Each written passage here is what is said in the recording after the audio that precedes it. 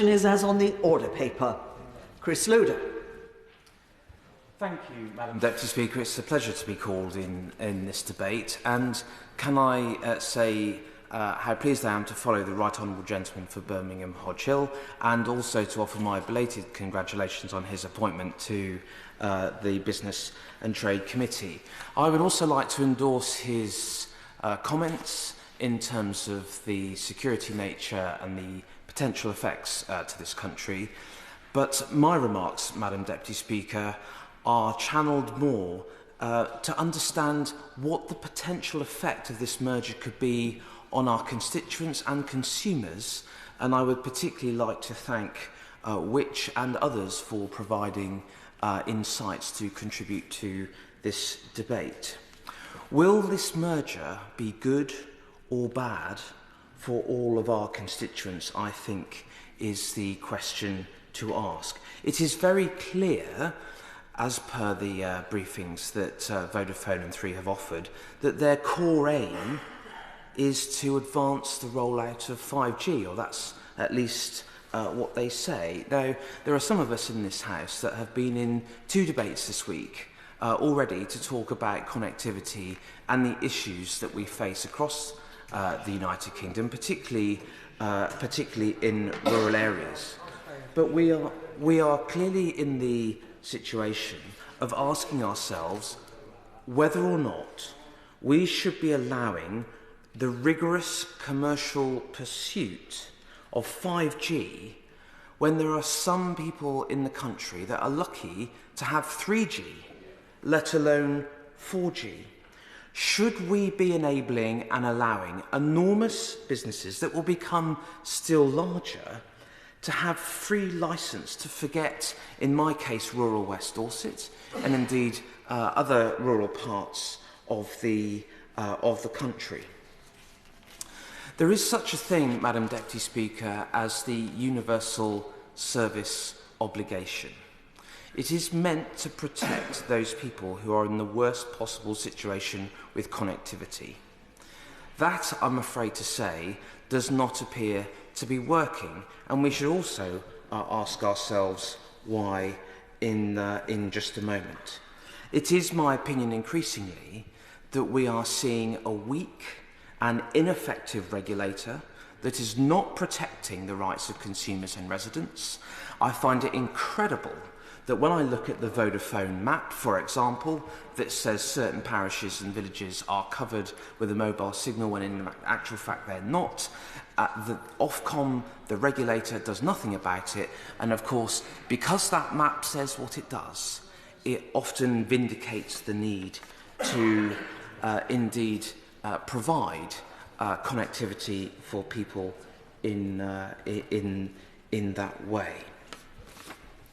Madam Deputy Speaker, I would like to emphasise the point here that this merger will give 1/3 of the UK market to one firm. That is incredible. That is absolutely incredible in this day and age when we're clearly moving in a technological direction where new developments, innovations are key.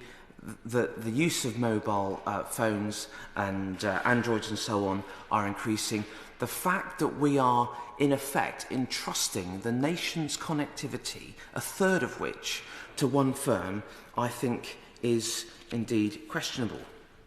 Now, we also need to understand, I think, some of the experiences that we as a nation have seen so far with companies like Vodafone. It's relative common knowledge that there is a big question on the contribution, or should I say lack thereof, of Vodafone to the Exchequer. They pay, as far as I can see, no corporation tax for being a multi-billion-pound organisation. Now, in fairness, they will say that they invest a lot of money in infrastructure to the country, and I'm not disputing that point. But we should be asking ourselves, is it right that we enable a business to enlarge still further, which I assume will operate on the same guidance going forward and the same guidelines going forward, of which they pay little, if any, any corporation tax. And we didn't ought to think that this is new. This situation, from my research, I could find first arose in 2012. So this has already been going on for 11 years, and I think it's important that the House takes these matters into consideration as part of this debate. Now, the scale of investment that we've seen, as far as what I can see so far, frankly, is a bit of a joke. The investment that I have been told is forthcoming to my own constituency is something that I just don't see. Indeed, Vodafone themselves actually had to apologise for basically misleading me for guaranteeing that we were going to fix various connectivity issues at certain parts in my constituency, and it is of a real concern to me that we are in this situation, particularly when I read when I want to research this matter, and they're talking about these issues, and they always refer to the currency as euros rather than pounds. I would invite honourable members to look on the Vodafone website to discuss it, to research this and understand it, and it really does give me cause for concern. Yes, I'd be delighted to give way to the honourable member. Honourable member for giving way, and I'm listening to his contribution with great interest. He made a point earlier on about misleading information, and we are told, this House is told, that this merger, the primary function of this merger is to increase investment in infrastructure in the UK. But does he agree with me that the primary function of this merger is pure profit, it's basically corporate greed? Can I thank the honourable member for Stockport for his kind intervention, because he almost takes the words out of my mouth as I go on to the next part of my speech. The case that is being put, from what I understand from the brief received from both Vodafone and Three, is that this will go to support increasing amounts of investment. And you know, I think they actually go on to say further that it actually generates £700 million of savings. Now, when you start to unpack it, what we're actually dealing with here is massive job cuts. So, you know, we're expecting to see up to 1,600 people losing their jobs in the United Kingdom alone. And I recall the Right Honourable Member for Birmingham Hodge Hill making mention of this. What the Right Honourable Gentleman failed to say, and include in those remarks, was that currently there is already an 11,000 job cut programme going on globally within Vodafone as well. And whilst I'm not the biggest advocate nor supporter of Unite the Union, I can well understand and agree with those points which the Honourable Member for Stockport makes in respect of that. Now, Madam Deputy Speaker, I would like to progress my remarks to talk about the effect of the consumer in respect of prices and how it will affect those of us who indeed pay our mobile phone bills. And I think it's right that we do take into consideration what has already happened in the last few years in Australia, where Vodafone has indeed undertaken a merger with TPG. Now, the Australian Competition Commission report shared that Australian prices all rose and that actually investment fell. Now, I understand that the point that prices rose is also contested by some of these operators. But the bit that I couldn't find contested was that investment actually fell, not just by a little bit, but 45%. Now, that is a considerable amount, and it gives me cause for concern when we really start to look at this situation. And we have to ask ourselves, actually, to what extent are we really believing what we're being presented here? And that, of course, gives me greater concern when I start to consider the matters that the Right Honourable Gentleman made about national security. So in West Dorset, Madam Deputy Speaker, my own constituency, we have 400 square miles, 132 parishes. To say the least, we have quite ropey coverage.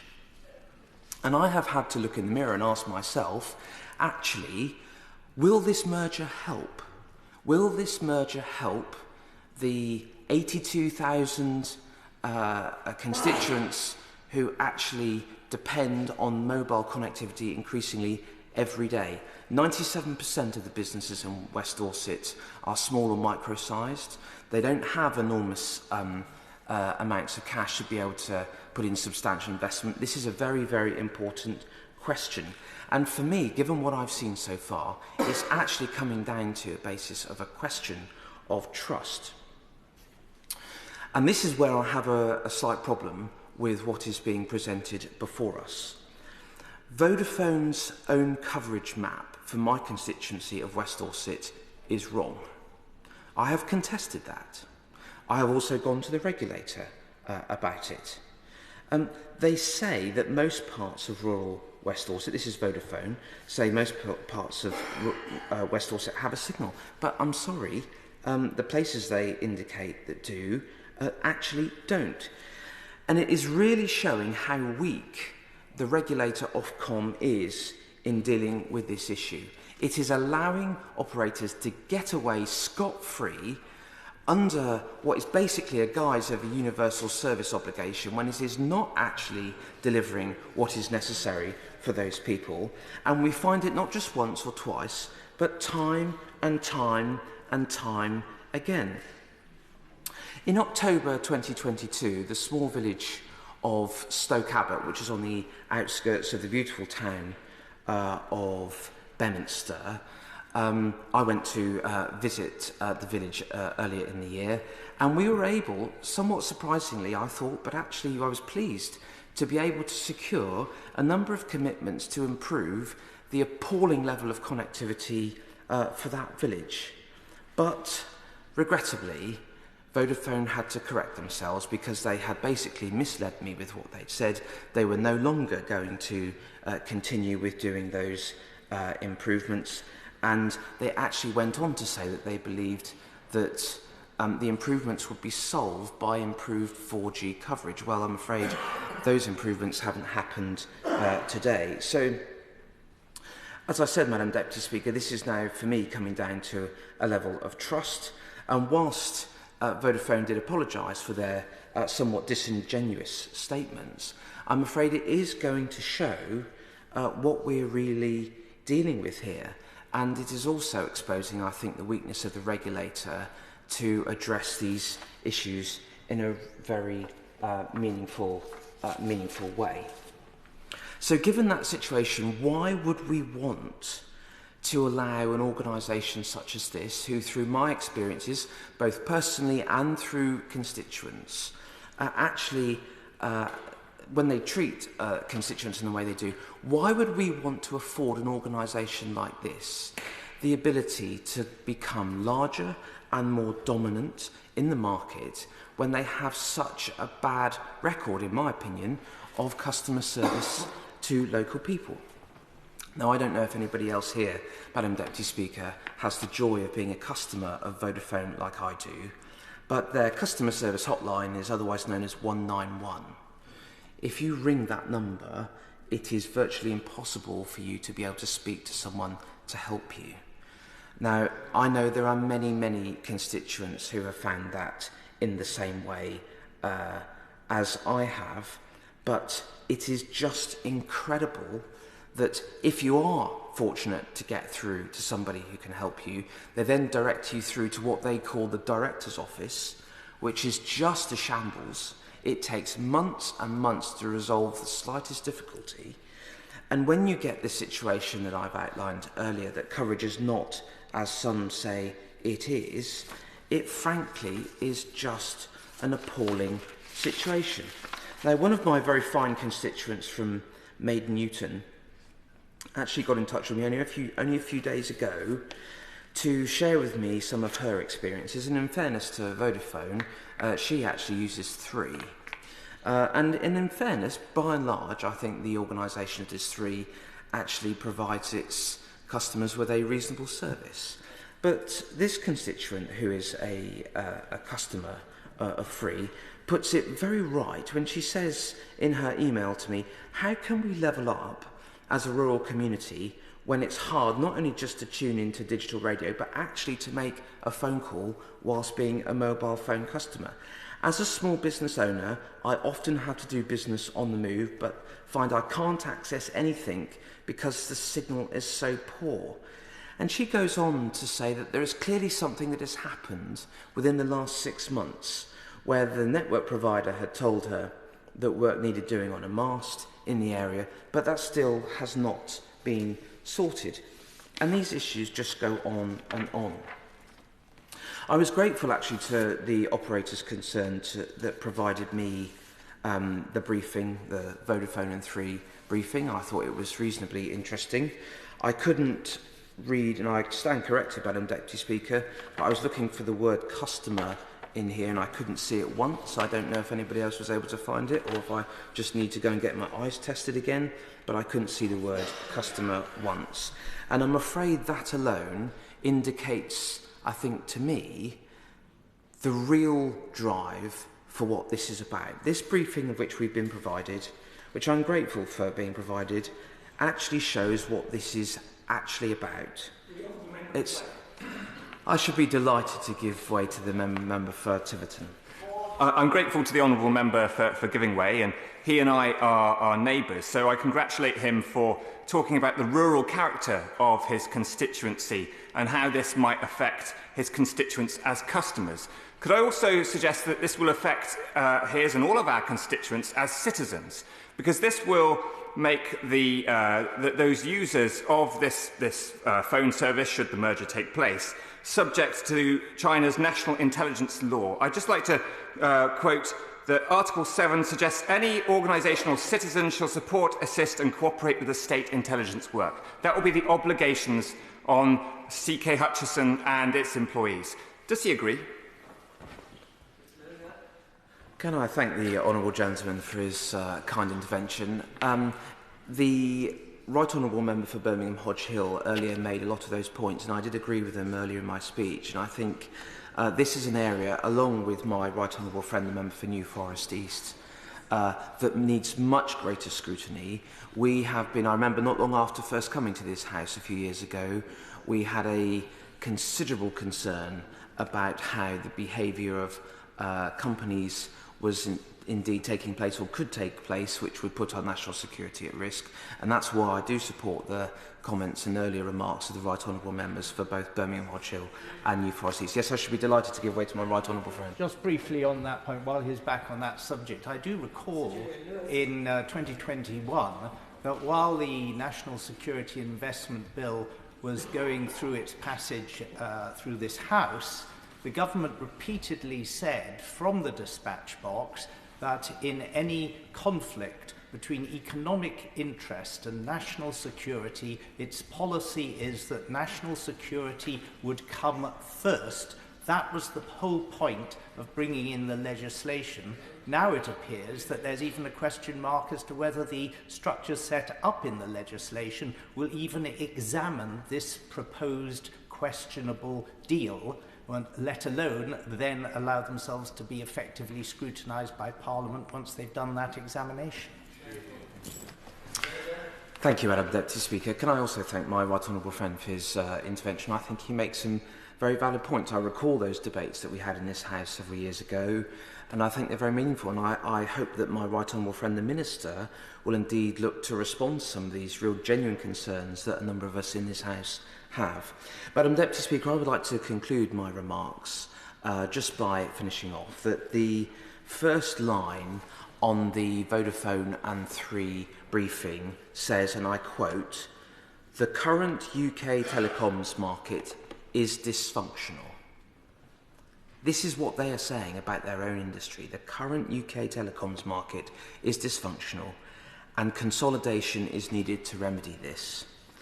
I regret to say to the House, Madam Deputy Speaker, that through going through this brief and some of the excellent briefings of which we've received from other organisations, I am not convinced that this merger is actually the right thing to do. I think there are a number of points that have been made in terms of national security, in terms of competition, and in terms of the consumer that indicate to me that this is not necessarily in the country's nor the consumer's interest. This brief, in my mind, confirms it. It talks basically about billions of pounds. It appears to be the only thing they're interested in is billions of pounds, or should I say euros, if you go and look at it on the website. It's a concern to me, a huge concern to me, that we're going from 4 operators to 3, given the situation we faced. And I hope my right honourable friend the Minister will be considering actually what action to take to make sure that any future decision not only ensures that the regulator has some proper teeth to sort out some of the issues I've mentioned, but actually that real genuine consideration will be given to make sure that any potential merger is done in the interests of the country and our constituents, if indeed it is the right thing to do, which I'm afraid at the moment I'm not convinced. Navendu Mishra.